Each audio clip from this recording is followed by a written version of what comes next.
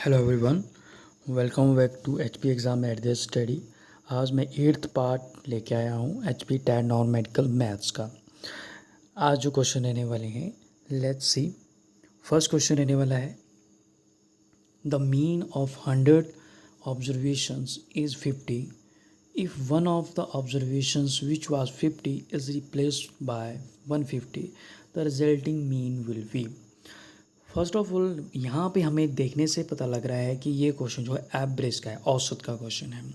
तो सबसे पहले औसत को समझने से पहले हमें ये पता होना चाहिए कि औसत होती क्या है। औसत का फॉर्मूला होता है, एवरेज को हिंदी में बोला जाता है औसत। औसत का फॉर्मूला होता है sum of all the number. जितनी भी वैल्यूज़ हमें गिवन हैं उन सभी वैल्यूज़ को सम कर दीजिए। फॉर एग्जांपल 5 व्यक्तियों की हाइट दे रखी है 170, 175, 174, 173, 170। तो मैं क्या करूँगा, सभी की हाइट्स को सम अप कर दूंगा और वो क्या हो जाएगा, सम ऑफ ऑल द नंबर, सभी संख्याओं का क्या हो जाएगा, योग, डिवाइड बाय टोटल नंबर। यदि टोटल नंबर पाँच व्यक्ति दिए हैं, 5 स्टूडेंट्स की हाइट है तो 5 डाल लूँगा नीचे। ओके, आई होप आपको औसत का फॉर्मूला समझ आया होगा। औसत है ही क्या है, sum of all the numbers divide by total numbers. क्या मैं इस फॉर्मूले को थोड़ा सा अमेंडमेंट, थोड़ा इसको मैं ऐसा तोड़ मरोड़ के ऐसा लिख सकता हूँ क्या, average into total numbers is equal to sum of all the numbers, sum of all the numbers. क्या मैं ऐसा लिख सकता हूँ? यहाँ देखिए, यदि मैं टोटल नंबर्स को मैं एवरेज से मल्टीप्लाई कर दूँ, क्योंकि ये इक्वल टू की इस साइड, राइट हैंड साइड ये डिवाइड में है, परे जाके मल्टीप्लाई हो जाएंगे एवरेज के साथ, ये अकॉर्डिंग टू मैथमेटिक्स। ओके, तो मैं average into total numbers is equal to sum of all the numbers लिख सकता हूँ क्या? यही मैंने दूसरे स्टेप में लिखा है कि average into total numbers is equal to sum of all the numbers. हमने कुछ नहीं किया, फॉर्मूले को क्रॉस मल्टीप्लाई किया और एक और फॉर्मूला निकाल दिया कि जो एवरेज के साथ जब हम टोटल नंबर्स मल्टीप्लाई कर देंगे तो हम हमारे पास जो आएगा वो आएगा सम ऑफ ऑल द नंबर्स, सभी नंबर्स का क्या आ जाएगा, सम आ जाएगा। ओके, इस क्वेश्चन में बोला है, इस क्वेश्चन में ऐसा ही कुछ दिया है कि क्वांटिटी 100 ऑब्जर्वेशन थी। जैसे आप क्वेश्चन को फिर से पढ़िएगा, 100 ऑब्जर्वेशंस हैं, उनकी एवरेज जो है हमें 50 दे रखी है।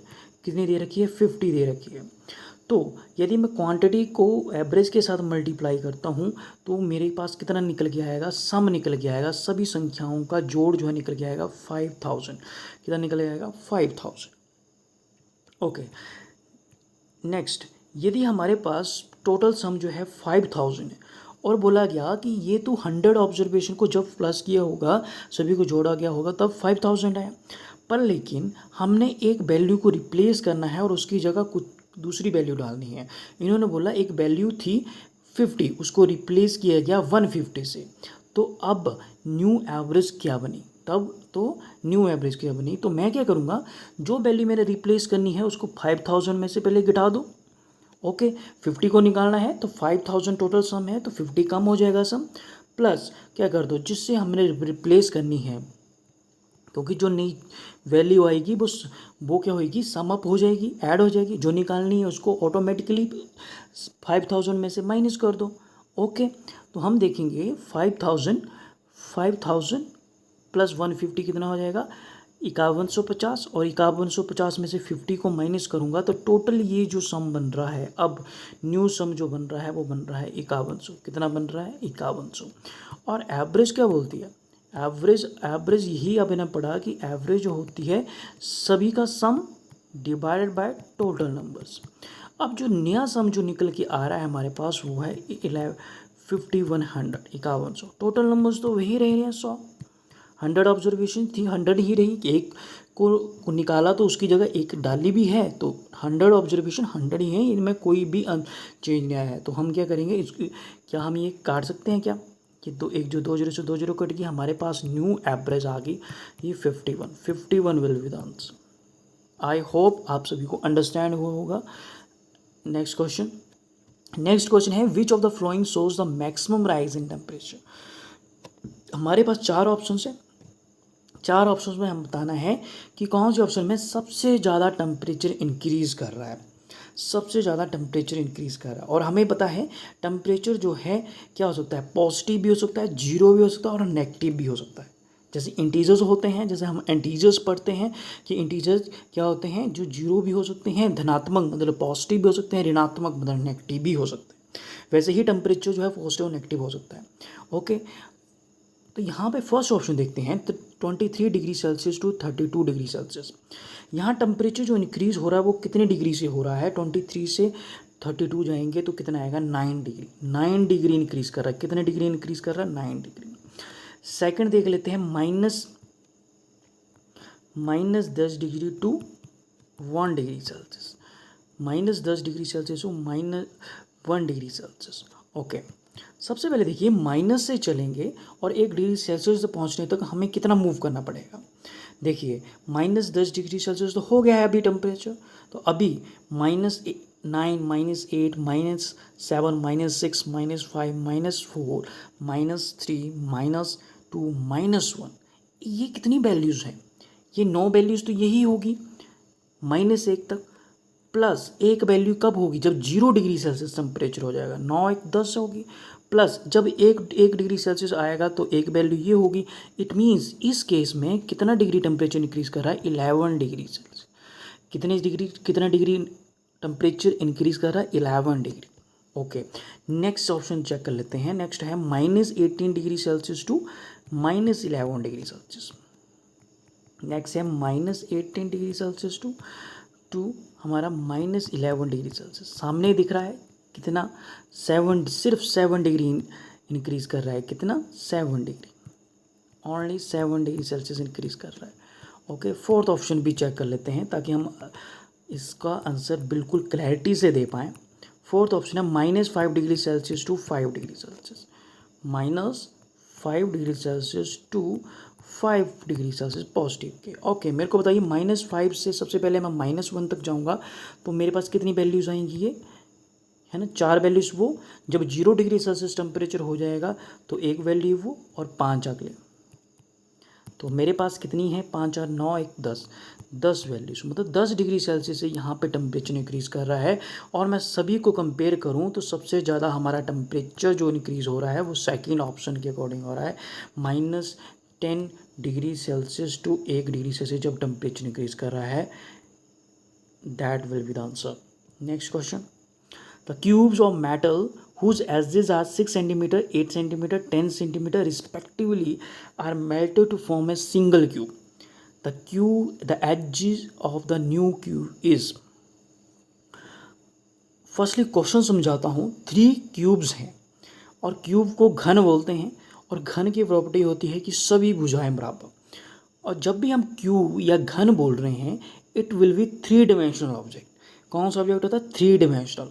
और ये हमेशा आप पढ़ते होंगे तो आयतन में पढ़ा होगा, जब वॉल्यूम के क्वेश्चन करते हैं तभी हमें क्यूबाइड आता है। ओके, और क्यूब की प्रॉपर्टी है कि ऑल साइड्स आर इक्वल, मतलब हाइट भी इक्वल, लेंथ भी इक्वल, विड्थ भी इक्वल। तो इस पहले वाले देखो मेरे पास 3 है, 3 क्यूब्स दिए हैं और उनकी साइड्स दे रखी हैं 6 सेंटीमीटर, तो ये इसकी विड्थ भी 6 होगी, इसकी 6 होगी।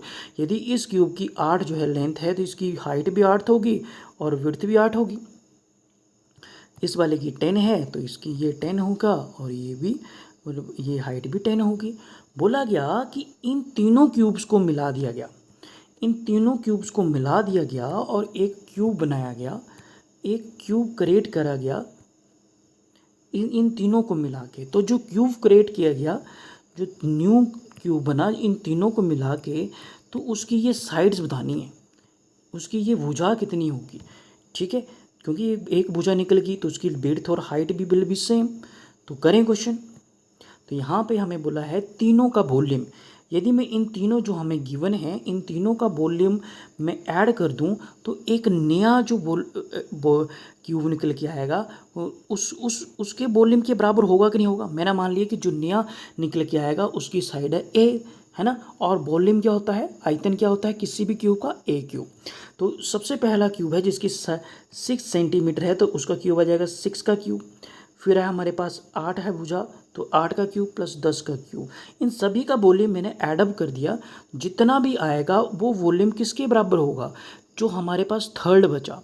जो हमें न्यू निकालना है, जो न्यू हमारे पास क्यूब बन रहा है उसके वॉल्यूम के बराबर होगा।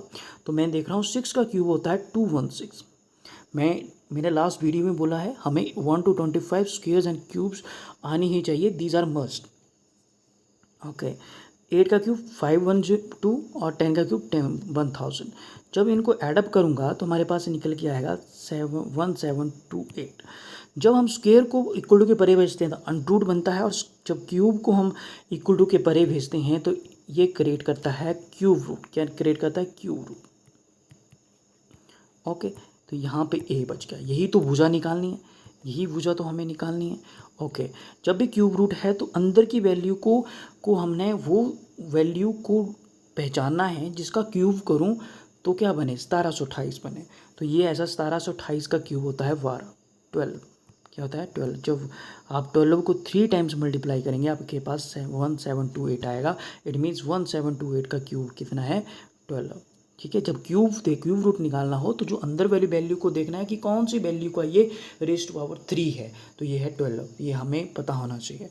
आई होप आप लोगों को ये समझ आया होगा। Please like and subscribe this channel. Thanks a lot for watching.